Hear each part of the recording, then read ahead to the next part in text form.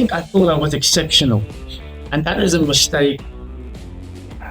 I do not want to sound patronizing, but I think it is a mistake that most skeptics make, is they think they're exceptional in their skepticism, in the thoughts that they have, especially coming from a Christian background. If you sit in church and you've got these questions and you do not necessarily feel the comfort to voice them, and they sort of harbor inside of you, then you think, oh man, nobody has ever thought about these things about it. It's only when we'll get to that in a bit, but it's only when I started asking those questions I realized, oh man, I'm such an idiot. At the sort of right at the end of this procession of the intellectual Christian tradition. But I can tell you that to this day, I've got a big heart for skeptics. Unapologetic from Premier Unbelievable. I am joined by Johan Erasmus, a pastor in South Africa who holds degrees in both philosophy and theology and is currently doing his PhD on race and reconciliation.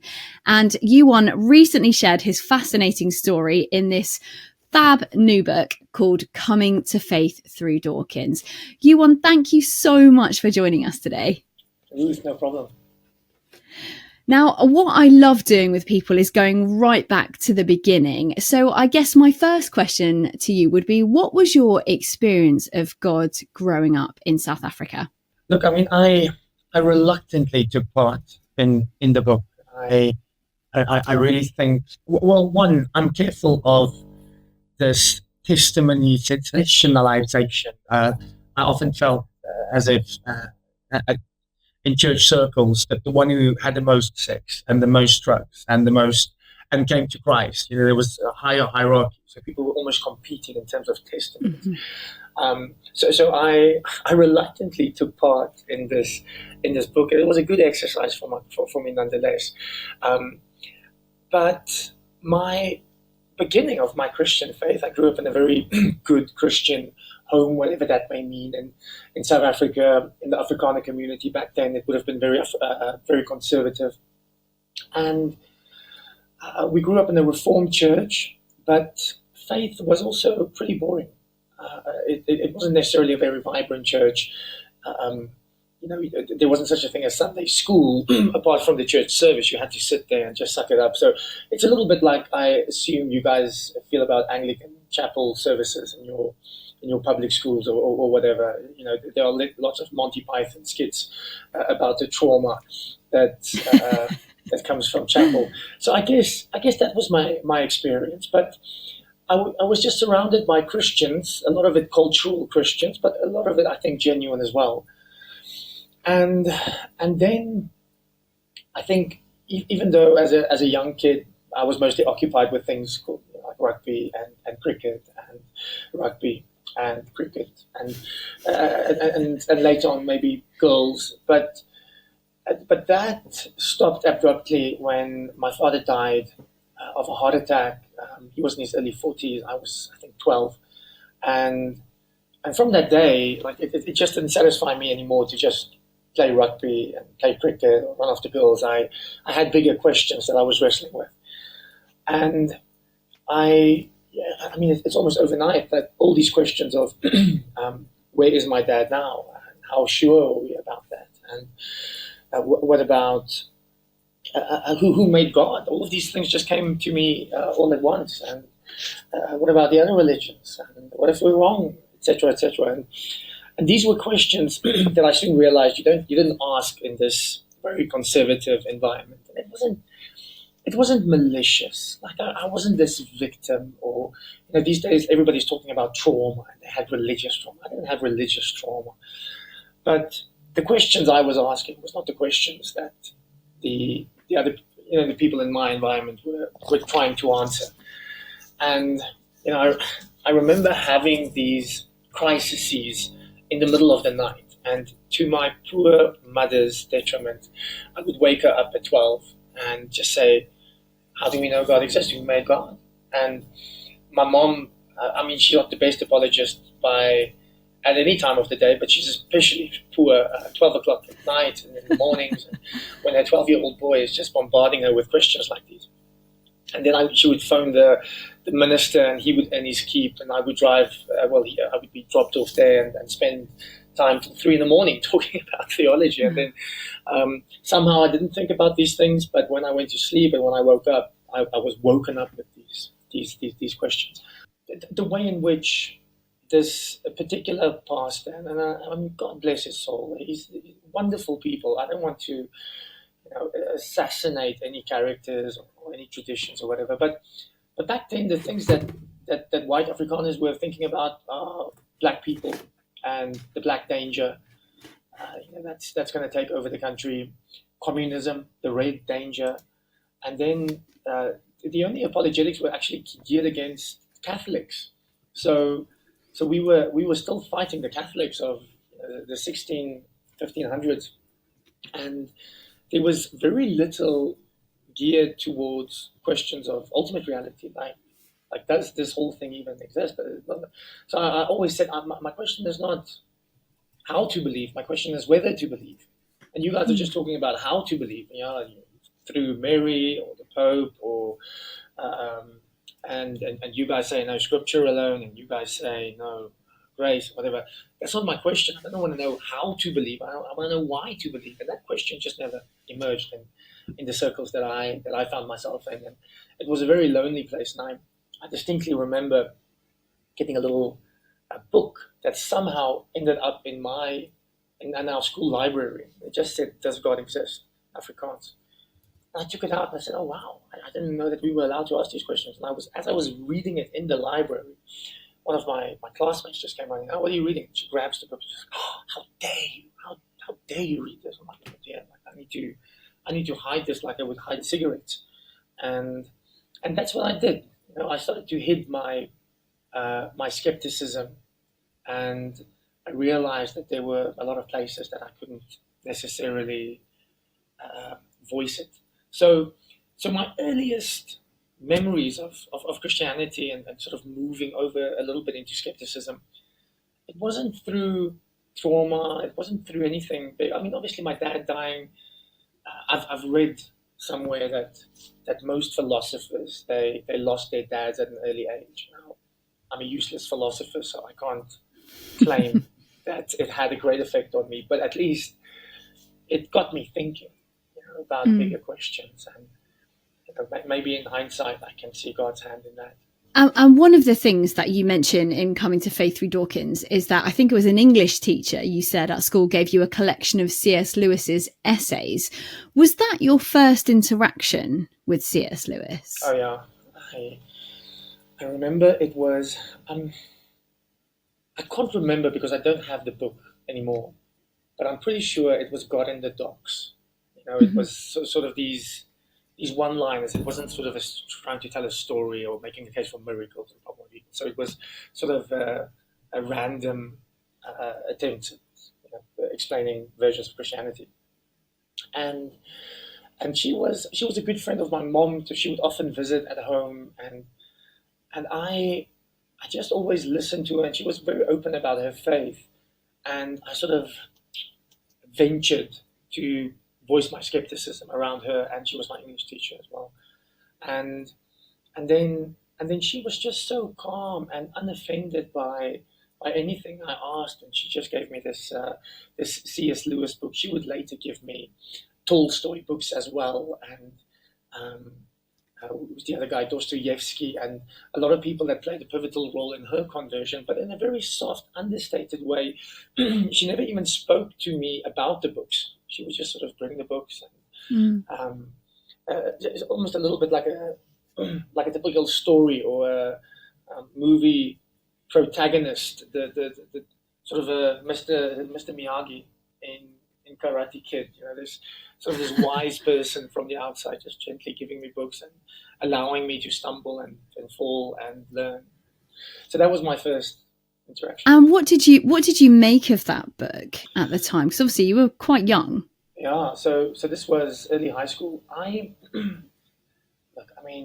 not the brightest guy in the world, and I'm not the brightest Afrikaans guy in the world. So a C.S. Lewis book in high school, it didn't necessarily just leap off the page. I had to work a little bit to get it. I've got other friends, and in primary school they read The Problem of Pain, and it was no problem. I hate those people because, that's not me. I struggled through these things. But I remember here was a guy talking about myth and the fact that the Bible is not like that. And just as a literary historian and a literary theorist, he would say, look, this is not it. And he would make a case for it. And I remember just thinking, this is it. And whenever I had a chance to talk about Christians, I would just sort of have this one trick of saying, yeah, I remember C.S. Lewis said this and C.S. Lewis said that, and I held on to that with everything in me. But it was a flimsy faith. There wasn't much or any Bible reading for that matter, but my little God in the Darks, I think, that traveled with me. So on the one hand, I didn't necessarily probe and ask, did he write anything else? So maybe I wasn't as hungry as I think I was. On the other hand, that was the only little bit of information that I had about faith that seemed to make sense. And you went on to study theology. How was your experience studying theology, Johan? So I went on with the intention of studying theology. And then I went to this faculty, and you must think of something out of the 80s and 70s. You've got these old men in their grey and brown suits, and they sit there, and it's very intimidating. And you go sit there as a first year, and they ask you, why do you want to study theology? And I said, I want to know if it's the truth. And these people are swallowing tongues, and it's this horrible, awkward silence. And eventually, the one guy managed to spit it out, and he just said, "Brother, you do not study faith. Sorry, you do not study theology to get faith. You have faith, and then you study theology." And I was sitting there, and they were looking at me, and I was looking at them. They were looking at me, and I was looking at them. And then we all agreed that I'm in the wrong place, which is kind of bizarre. You would think a bunch of theological professors would sort of jump at the opportunity to disciple a guy a little bit, but I guess they were just trying to ensure that if they help fund this student to go through 6 years of theology, they're not wasting their money, and maybe there were red flags all over me. And then I went to philosophy and the humanities, because those guys aren't very picky, so they take anything they can get. It's so bizarre because I had completely the opposite experience. I think often studying in England, and particularly I think at Oxford and Cambridge or some of the sort of older universities, I was one of the only Christians.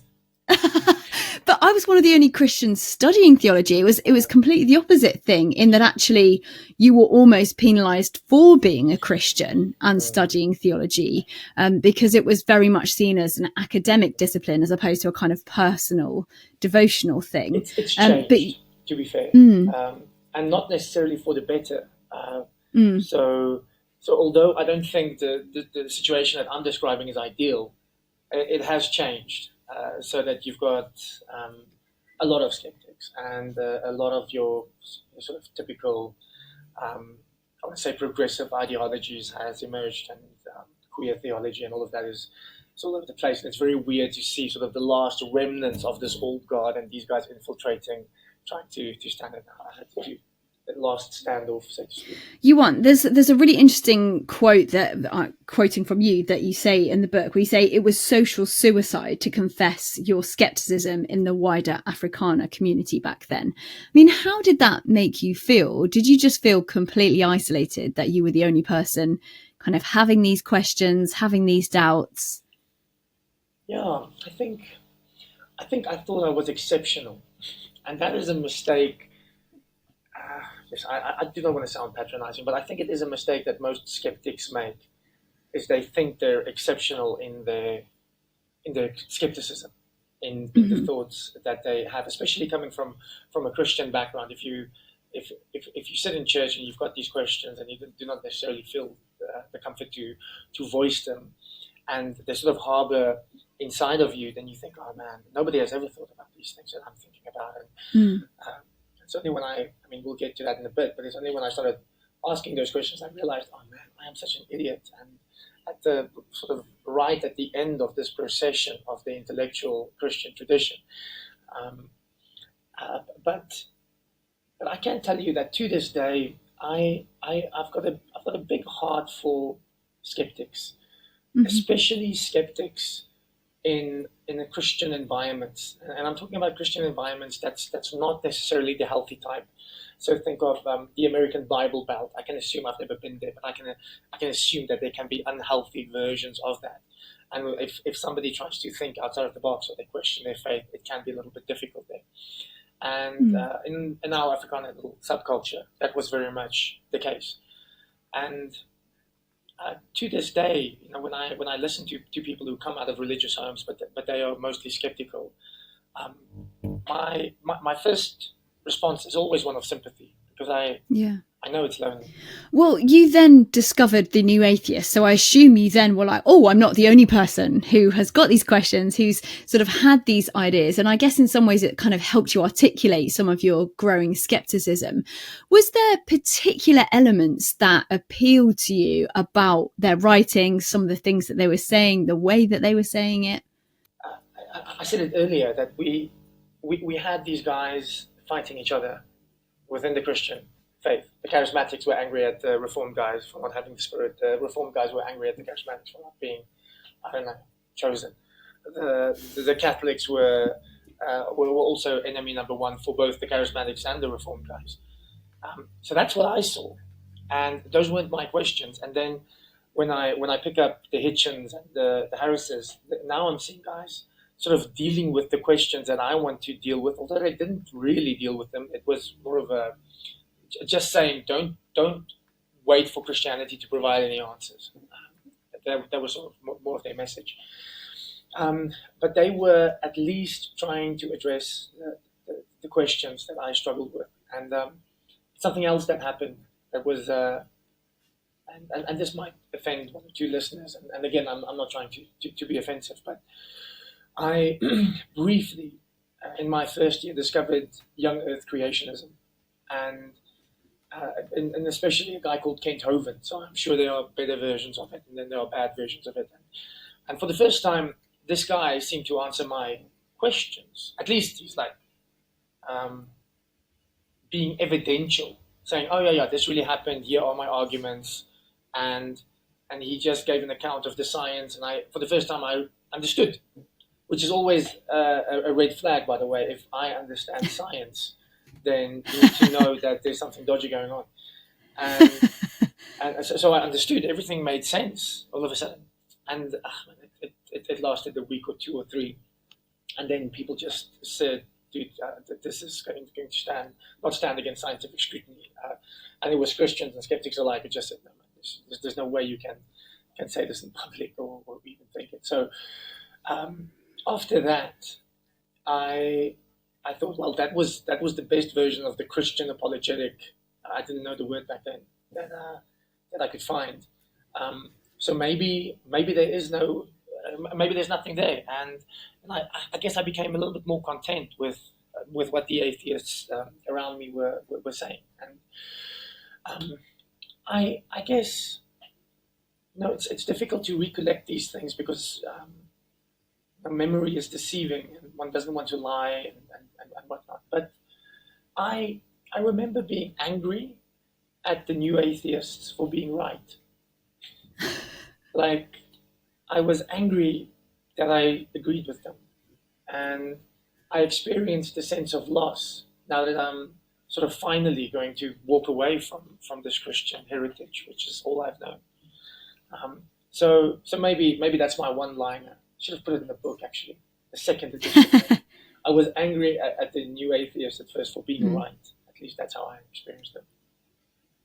And one of the things that I think really struck me was that it was conversations with a friend of yours who had been studying theology in the States, and she came back and you were having conversations with her, I guess, throwing some of these ideas that you had got from the New Atheist. Would you just say a little bit about those conversations? Because they were quite a significant turning point for you, weren't they? Such a pivotal moment, yeah. So this this friend, I mean, she studied here in South Africa, and she went to London and worked there, I think, as a teacher, and then went to the States, and she studied philosophy and theology, but with a very strong focus on apologetics. And I think she studied under Norman Geisler, who's one of the apologists, and I'm make of him what you want, but she was well versed in sort of mainstream apologetics, and I went to her, and I asked her, "So what are you doing now?" I thought she was still teaching in London. She said, "No, she's studying theology." I'm like, "Ooh, okay." And I remember she was a smart girl in school. She was really smart. So I thought, okay. Well, have you read these guys, the Hitchens, the Harrises, the Dawkins? And usually that didn't mean anything to anybody in the circles I moved, but she recognized those names. And then she said, very disappointingly, "Johan, you really need to get yourself some better atheists." I'm like, "What?" So what do you mean? She said, "Well, look, I've got no problem with you being a skeptic, and I've got no problem about you losing your faith and whatnot, but have some self-respect. If you lose your faith, at least read the lives of Michael Roos or Thomas Nagel or John Gray or the like. But if you're going to give it up this easily, I'm going to be offended." And I was like, "What?" I didn't expect it. So she was not only telling me that she knows my atheist, but she was advising me to read better atheists than these atheists. And then I said, okay, well, maybe that's just a cute rhetorical trick. So who made God? Boom. That's the knockdown question. Who made God? Are you going to have like infinite causality, and it doesn't make sense? Blah blah blah. And then she just went on and said, "Oh, okay. I mean, we've been thinking about this at least at least from the Middle Ages, probably before that." And she starts articulating Thomas Aquinas and the fact that if time began at creation, then God does not exist inside that realm. And she just went on a little bit, and I thought, okay, well, I didn't expect that. And then I threw some of the problem of evil stuff and sort of the conflict between science and faith, and that it's irreconcilable and whatnot. And then, I mean, I can't remember the details, but she just went very on. She said, "Well, there are a couple of scientists that's going to disagree with you." And I remember she mentioned Alistair McGrath's name. I didn't know anything about him, but subsequently I've had interaction with his literature.